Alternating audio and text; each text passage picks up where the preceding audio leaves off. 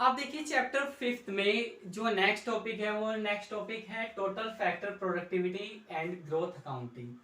तो growth accounting का मतलब क्या है? ग्रोथ अकाउंटिंग एक ऐसा फ्रेमवर्क है। Growth accounting is a framework made by economist to obtain different perspective on the source of economic growth. It decompose the growth. इसका मतलब ये है कि ग्रोथ अकाउंटिंग एक ऐसा फ्रेमवर्क है जिसको इकोनॉमिस्ट लोगों ने बनाया है। क्यों बनाया है? क्योंकि वो ऑब्टेन करना चाहते हैं, प्राप्त करना चाहते हैं डिफरेंट पर्सपेक्टिव, अलग अलग वो सारे perspective of the source of economic growth.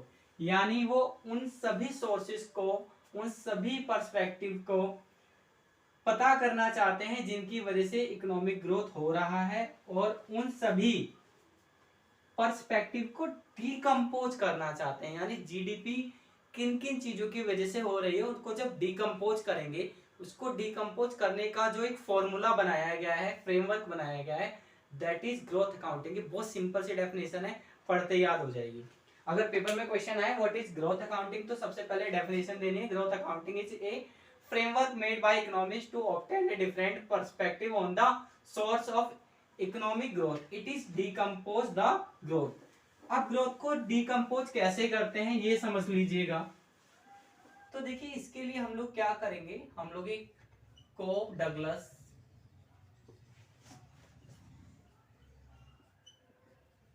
Production function का यूज करेंगे, और हमारा जो फंक्शन है वो ये है।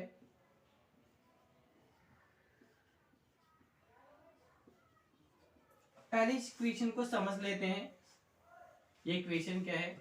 देखिए इस इक्वेशन में जो t है, t का मतलब टाइम है, और ये हो गया हमारा आउटपुट, ये हमारा आउटपुट है एट टाइम t।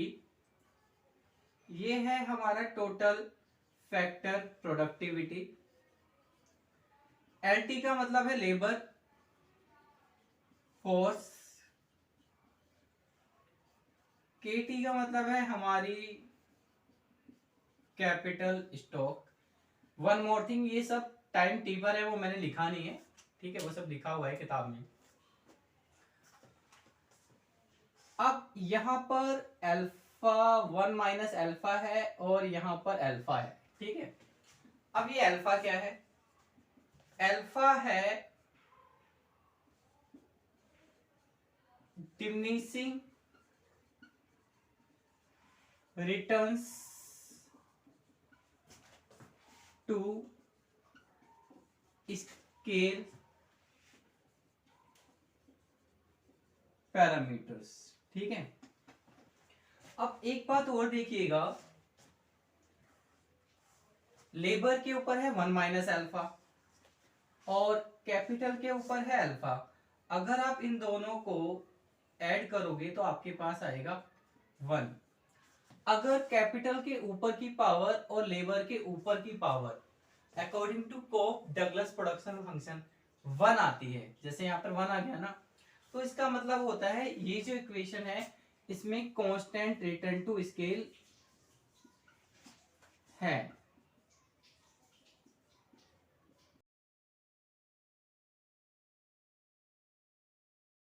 इसमें कांस्टेंट रिटर्न टू स्केल है, ये इस प्रोडक्शन फंक्शन का एक अजम्पशन है, या आप कह सकते हो एक फीचर है।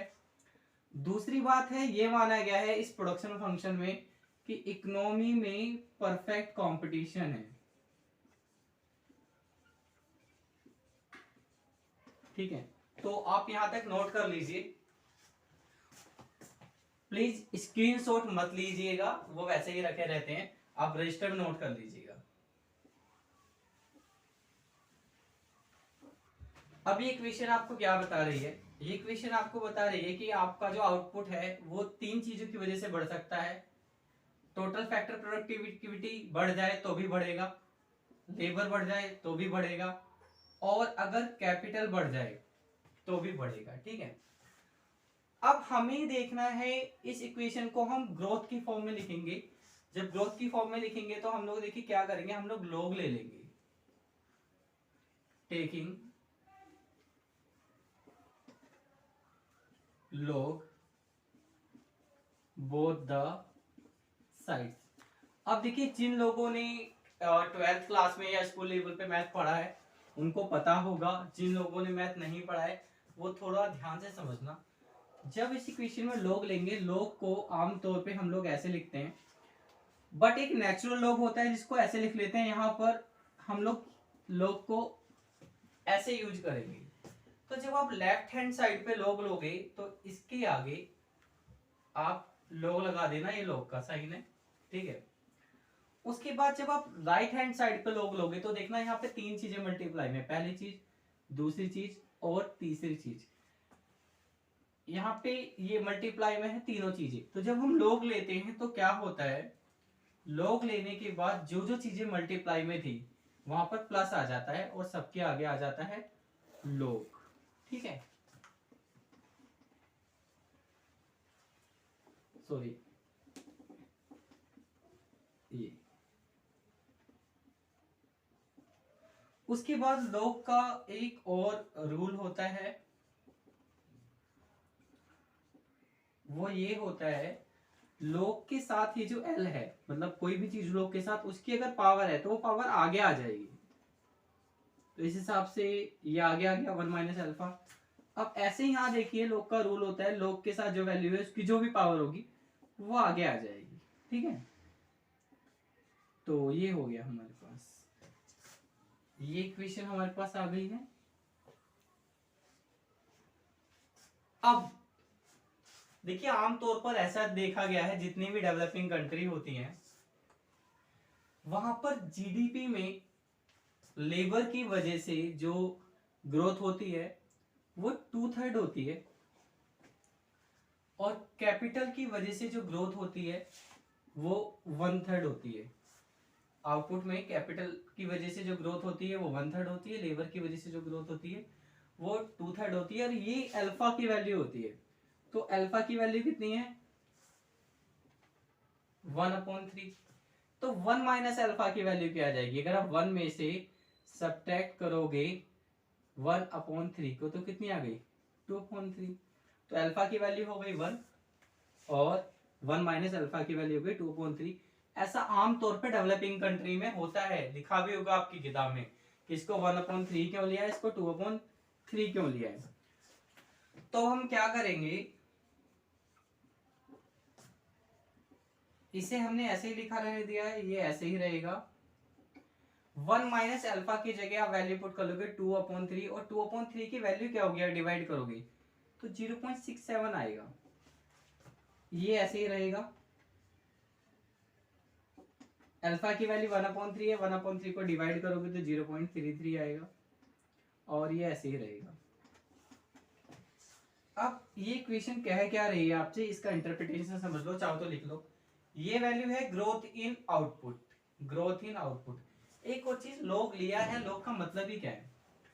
देखिए, ये एक सिंपल सी इक्वेशन थी, हमने log क्यों लिया है, यहाँ पे जितने भी वेरिएबल्स है ना, y a l t, अगर हम इसमें देखना चाहते हैं ग्रोथ क्या हो रही है या फिर परसेंटेज में क्या चेंज हो रहा है, तो परसेंटेज में होने वाले चेंज को कैलकुलेट करने के लिए ही हम लोग इक्वेशन में log लेते हैं। तो क्योंकि अब हम log ले चुके हैं तो ये जो वैल्यू है, पहले तो सिर्फ ये आउटपुट था, log लेने के बाद क्या हो गया, log लेने के बाद हो गया ग्रोथ इन आउटपुट, और यू कैन से प्रोपोर्शनल इंक्रीज इन आउटपुट। ये क्या हो गया, ये भी है increase in total factor productivity. ये क्या है, ये है इंक्रीज इन लेबर। ये क्या है, ये है इंक्रीज इन कैपिटल। अब हम इस इक्वेशन को समझते हैं, जो ग्रोथ अकाउंटिंग है, हमने इस इक्वेशन को ग्रोथ अकाउंटिंग में पढ़ा क्यों है। एक और बात, ये ना इक्वेशन थी हमारी फर्स्ट, ये है हमारी इक्वेशन सेकंड, और ये है हमारी equation third.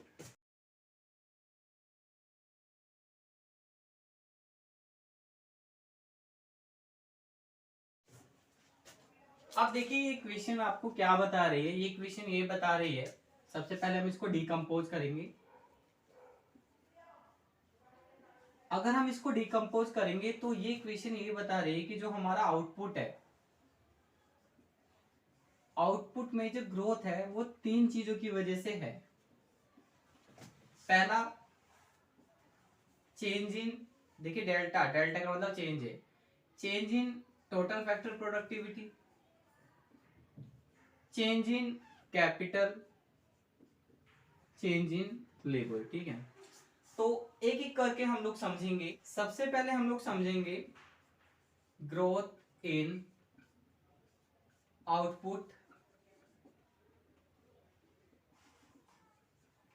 Due to change in capital, कि चेंज इन कैपिटल की वजह से कितना चेंज होगा या कितनी ग्रोथ होगी आउटपुट में। तो देखिए इसको हम लोग ऐसे लिखेंगे, ये अल्फा, इससे हमें पता चलेगा कि कैपिटल में चेंज होने से आउटपुट में कितना चेंज होगा। अब आपको ये तो पता है कि अल्फा को हमने 1/3 माना था, तो ये 0.33 आ गई और ये हो गया। ठीक है, अब हम अपने आप से मान लेते हैं कि जो कैपिटल है, कैपिटल में जो प्रोपोर्शनल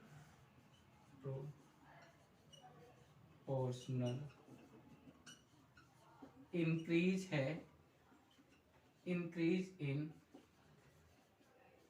कैपिटल स्टॉक, हमने मान लिया वो 3% है। ठीक है, वो 3% है। अब कैपिटल स्टॉक में 3% होने की वजह से what is percentage change in output, output में कितना चेंज होगा, ये कैसे कैलकुलेट होगा। इसके लिए हम लोग क्या करेंगे, ये जो हमारी इक्वेशन है ये 0.333, तो हम लोगों ने कैपिटल स्टॉक में कितना चेंज माना है, अपने आप से मान लिया 3%, मल्टीप्लाई करना 0.99% आया। अब इसका मतलब क्या है, इसका मतलब है कि हमने कैपिटल स्टॉक तो चेंज करा 3% से, यानी 3% से, बट आउटपुट में जो इंक्रीज हुआ है वो है 0.99, यानी कि वो 1% से भी कम है। इसका जो रिजल्ट है, मतलब you can say interpretation, you can say meaning, meaning is that if we are increasing capital by 3% but output is not increasing by 3%, it is less than 1%। तो अगर आप सिर्फ कैपिटल को बढ़ाओगे ना, लेबर को मत बढ़ाओ और टोटल फैक्टर प्रोडक्टिविटी को मत बढ़ाओ, दो चीजों को मत बढ़ाओ, सिर्फ कैपिटल को बढ़ाओ, तो कैपिटल को जितना भी आप बढ़ाओगे आउटपुट में उतना चेंज नहीं होगा, उससे कम चेंज होगा। यानी कैपिटल को जितना बढ़ाओगे उतना आउटपुट नहीं बढ़ेगा, उससे कम बढ़ेगा। जब तो देखिए हमने कैपिटल को 3% बढ़ाया बट हमारा आउटपुट से बढ़ा 0.99%, यानी 1% से भी कम। ऐसे ही अब हम ये देख सकते हैं कि growth in output due to change in labour, labour की वजह से कितना चेंज होगा। तो जब लेबर की वजह से चेंज देखोगे तो यहाँ पे 1 माइनस अल्फा आएगा, क्योंकि जो हमारी फर्स्ट इक्वेशन थी लेबर की पावर ये थी, ये लेबर हो जाएगी, और यहां पर आएगा 0.67, ये देखिए। ठीक है, अब यहां पे हम लोग लिख लेंगे लेबर फोर्स,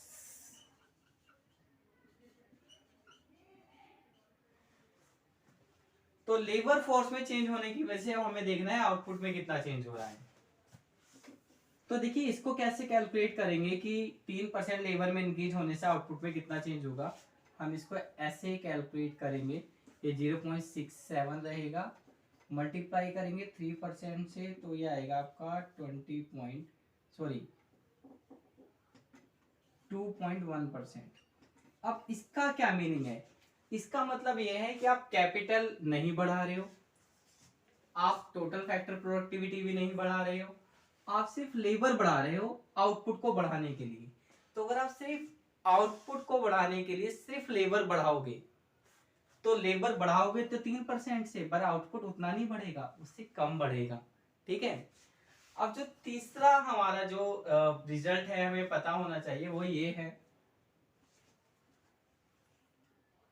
अब हम ये देखेंगे growth in output due to change in total factor productivity.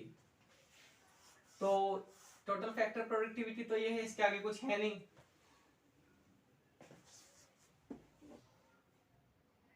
Due to change in total factor productivity. अब टोटल फैक्टर प्रोडक्टिविटी के लिए हम जो पार्ट यूज करेंगे वो ये होगा, ये वाला पार्ट ले लिया हमने। पहले ये वाला लिया था, उसके बाद ये वाला लिया, उसके बाद ये वाला ले रहे।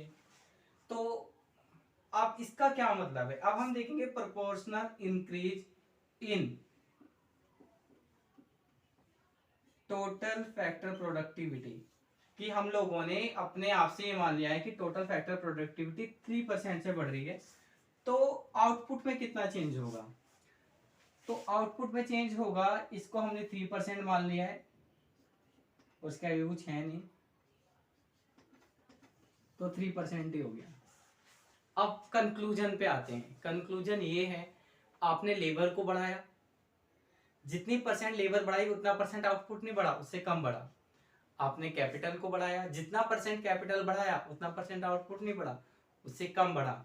बट जितने परसेंट आपने टोटल फैक्टर प्रोडक्टिविटी को बढ़ाया उतना ही परसेंट आउटपुट भी बढ़ गया। तो टोटल फैक्टर प्रोडक्टिविटी की ये जो इक्वेशन है, ये आपको ये बताती है कि सबसे ज्यादा जो बेनिफिट मिलता है वो इसकी वजह से मिलता है, total factor productivity. Total factor productivity की वजह से सिर्फ लेबर इंक्रीज करके कुछ खास फायदा नहीं है, सिर्फ कैपिटल को भी इंक्रीज करके कोई फायदा नहीं है। ग्रोथ अकाउंटिंग की इक्वेशन आपको ये बताती है टोटल फैक्टर प्रोडक्टिविटी को बढ़ा के ही आपको फायदा मिलेगा। ये नोट कर लीजिएगा। देखिए ये थी हमारी इक्वेशन, यहां से मैं टी हटा देता हूं, टी इग्नोर कर रहा हूं। ये हमारा आउटपुट है, ठीक है। अब आगे हम इस इक्वेशन को ऐसे भी लिख सकते हैं, आउटपुट पर वर्कर। अगर आपसे कहा जाता है कि आप ग्रोथ अकाउंटिंग को समझाइएगा आउटपुट पर वर्कर की फॉर्म में, तो फिर आपको कैसे समझाना पड़ेगा, फिर आप ऐसे समझाओगे। पर वर्कर की फॉर्म में करने के लिए क्या करोगे, इस इक्वेशन को डिवाइड कर दो लेबर से,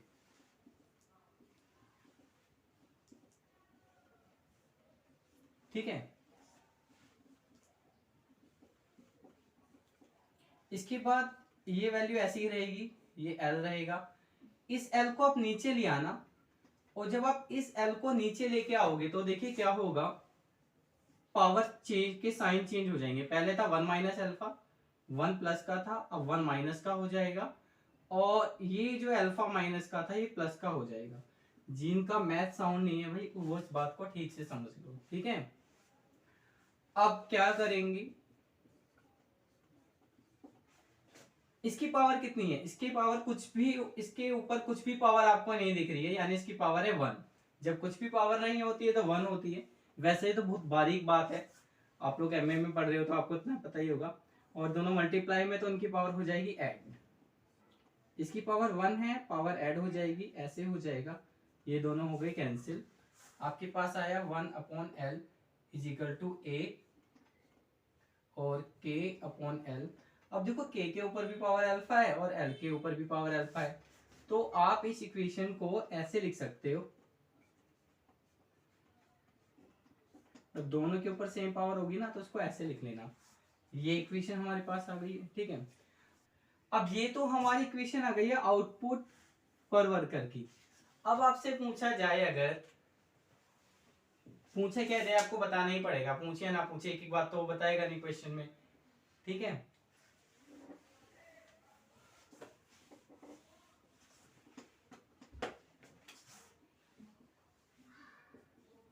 ग्रोथ इन आउटपुट पर वर्कर। अब देखिए ग्रोथ की बात आ गई, ग्रोथ की मतलब परसेंटेज में कितना इंक्रीज हो रहा है, तो आप इस इक्वेशन में लॉग ले लो,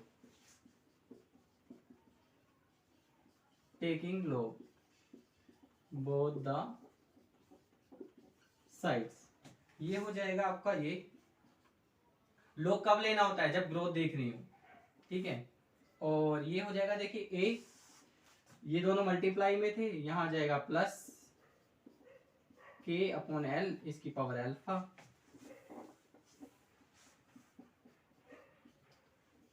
पावर आगे आ जाती है, बताया था अभी मैंने, अगर लोग होता है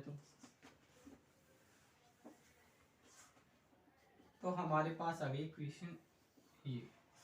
अब आगे आप एक काम और करना, अल्फा की वैल्यू बताया ना आपको कितनी है, इसको ऐसे लिखें। अब इस इक्वेशन का क्या मतलब है, इस इक्वेशन का क्या मतलब है, इस इक्वेशन का ये मतलब है कि जो आपका पर वर्कर आउटपुट है, पर वर्कर आउटपुट, जो आपका पर वर्कर आउटपुट है उसकी ग्रोथ तीन चीजों पे डिपेंड करती है, सॉरी दो चीजों पे डिपेंड करती है। पहली चीज तो है टोटल फैक्टर प्रोडक्टिविटी, और दूसरी चीज है capital labour ratio, it is K upon L means capital labour ratio. तो पर वर्कर आउटपुट की ग्रोथ डिपेंड करेगी टोटल फैक्टर प्रोडक्टिविटी पे और आपकी कैपिटल लेबर रेशो पर।